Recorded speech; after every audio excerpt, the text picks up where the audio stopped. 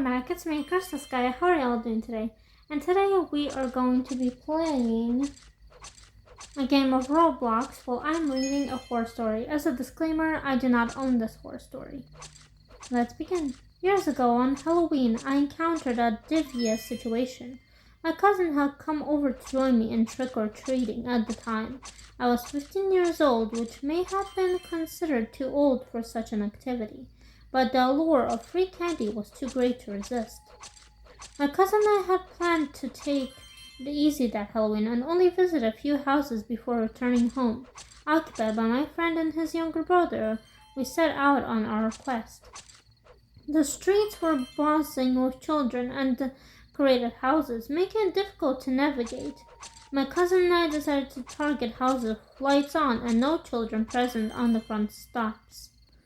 We discovered that many of the houses we had previously visited, which lacked decorations, had people inside ready to disturb candy to trick-or-treaters. However, we were not the only ones with these strategy, as other children were also targeting the heavily decorated houses in an attempt to avoid the crowds.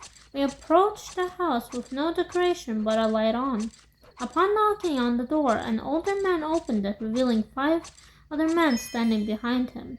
The man appeared to be in the late 30s, while the older man was in his early 50s.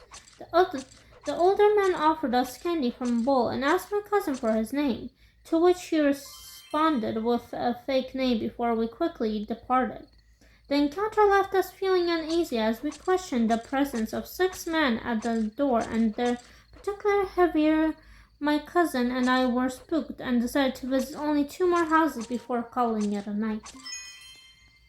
We commented our journey toward my residence, and as Jack and I turned our heads, we observed the vehicle exiting the driveway of that particular house. Curiously, the car presented in the direction we were walking, greedily declaring until it was positioned right beside us.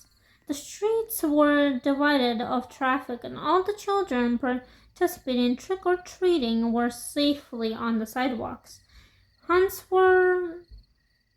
there appeared to be no valid reason for the car to slow down at such proximity to us. Sensing a hint of unease, we quickened our pace.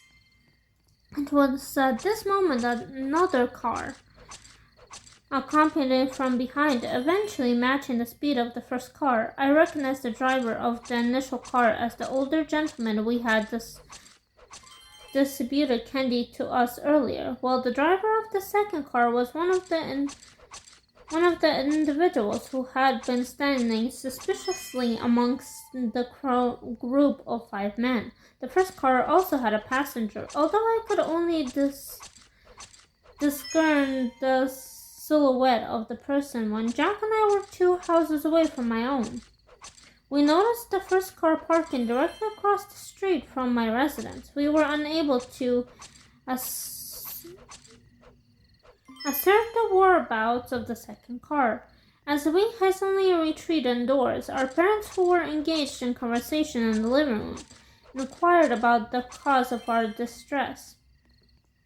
We recounted the entire incident, and upon its conclusion, we approached the window to verify if the car was still situated across the street. To our surprise, within a mere 5 seconds of our obstruction, the car departed. It had likely been parked there for the duration of the 5 minutes since we had entered my home.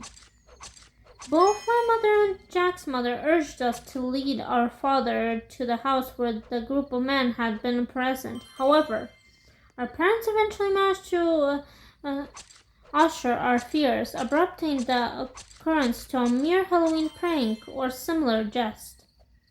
Nevertheless, I had my own personal theory regarding the event that transpired.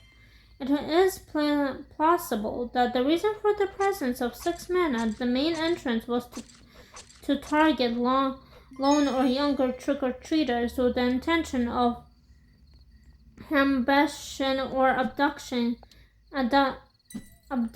them. However, upon realizing that Jack and I were teenagers of capable status. They appear to maintain a fit of normality, despite their suspicious appearance. As for their pursuit of us in their vehicle, we may never truly know the underlying motivations. Well, that is everything for today. Hope you enjoyed.